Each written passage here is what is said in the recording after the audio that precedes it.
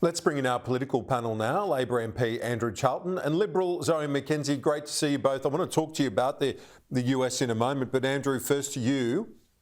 Two of your senior colleagues announcing they're calling it a day from the Cabinet. That's right. Good to be with you, Kieran. Look, I join with my colleagues to pay tribute to Ministers O'Connor and Burney. Both have given a huge contribution to Australian politics over a very long period of time. And Linda Burney has been a trailblazer in Australian politics for more than 20 years. In 2003, she was the first Indigenous person elected to the New South Wales Parliament.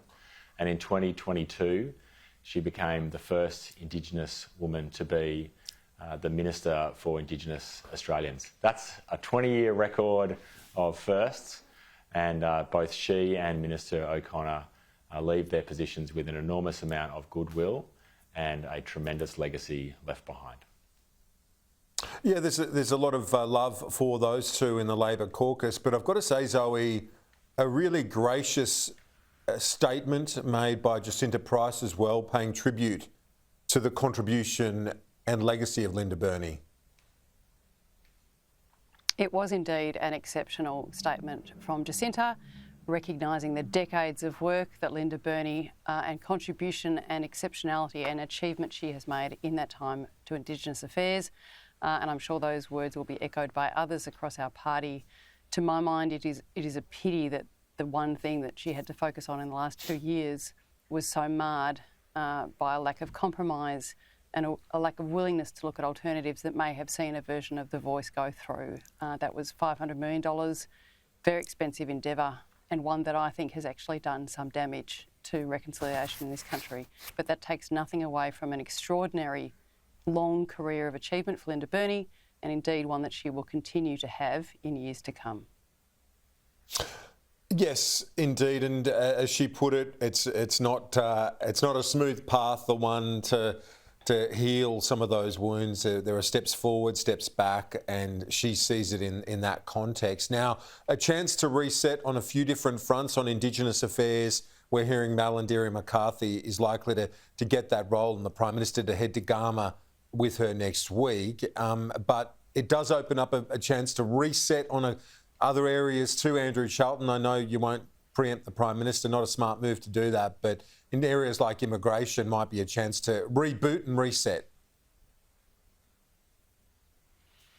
Well, you're right, Kieran. It's certainly not a good idea to front-run the Prime Minister on this. Of course, these decisions are made by the Prime Minister and the Labor caucus, and I won't be commenting on them. But I will say one thing, and that is that we are now more than 2 years into a parliamentary term, and the Labor caucus has shown a level of unity and stability that I don't think we've seen in an Australian government for a very, very long time. For us to be 2 years in and only now changing the ministry because of retirements, I think is a testament to that unity. And you compare that to the first term of the previous Liberal government, when there were a whole raft of changes to the ministry, not much more than a year into that Abbott government.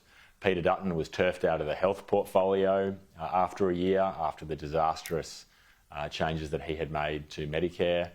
Susan Lee was added to the cabinet in that first reshuffle, making her only the second woman in the Liberal cabinet at that time. So by any measure, and particularly by a comparison with the Liberals, this has been a government of unity and stability. Zoe McKenzie, how do you respond to that? Because by those benchmarks, there hasn't been a lot of movement compared to some of the predecessors. Well, I'm happy to provide gratuitous advice. I think that hasn't been stability, it's been stubbornness. So frankly, there have been a number of the Cabinet and outer ministry that the Prime Minister ought to have moved out by now, and so they ought to have moved in. I'm all for the Charlton for Cabinet campaign simply because they desperately need somebody who understands a modicum of the private sector, somebody who's run a business, who's created employment for others. But of course, it's not about merit, is it, in the Labor Party? It's about factional deals and factional alliances. So you'll have great talent like Andrew sitting on the backbench when, frankly, the Australian economy could do with him. Yeah, that might be not the best thing for Andrew's prospects. But anyway, Zoe, nothing against your analysis. But thanks for your help, Zoe. Liberal really appreciate it. Backing Andrew, probably not ideal. But let's talk, Andrew, about you spoke about the stability. Yes, that's true, and some of the fundamentals are there. But it seems to me the number dropped next Wednesday on the 31st of July. That CPI number, so much rests on that. We've seen the Deloitte Access Economics Business Outlook today. Their warning is quite a grim warning. If there is another rate rise, they've said it will smash any gains that have been made by the wage rises and other the tax cuts, for example. What do you say to this scenario we're looking at? Politically, it's one thing today, but after the CPI next week and rate rises potentially could be an entirely different thing. Well, you're absolutely right, Kieran. We do get a very important number next week, which is the June quarter CPI, which will give us a read on how inflation has been moving over the last 3 months. And we are at a really critical time in the fight against inflation. Labor has reduced inflation by about half. It's now half the level that we were left by the Liberals. But we do have more work to do, and getting inflation down now into the band, that last little bit that we need to reduce inflation by, is extremely challenging in Australia, as it has been challenging right around the world.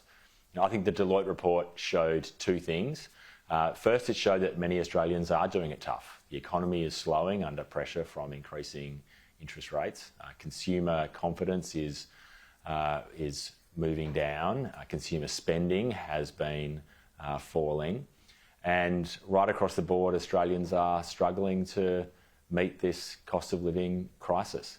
But the second thing that the Deloitte report showed is that the government's plan is working. We have reduced inflation. We have turned big Liberal deficits into back-to-back Labor surpluses.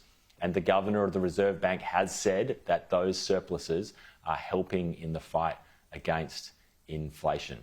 So far the government has been effective in what it's been doing on the economy to get inflation down without creating a recession like we've seen in many other countries around the world.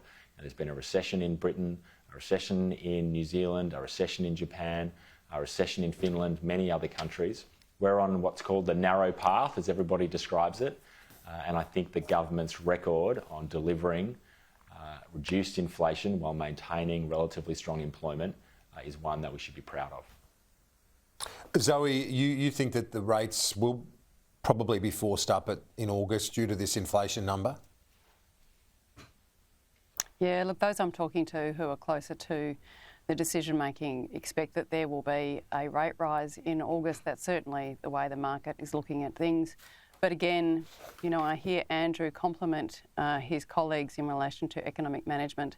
The Deloitte report says 100,000 people will lose their job sometime between now and maybe the end of next year or the middle of next year.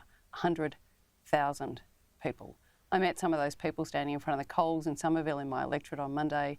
People losing their job, people doing it tough. People who for the first time have paid over $200 for a trolley of groceries. It's really hard, and people are tired of hearing Labor congratulate themselves for economic management when frankly they can't see an end to the difficulty they face on a daily basis. Zoe, Andrew, thank you both as always. We'll see you next week.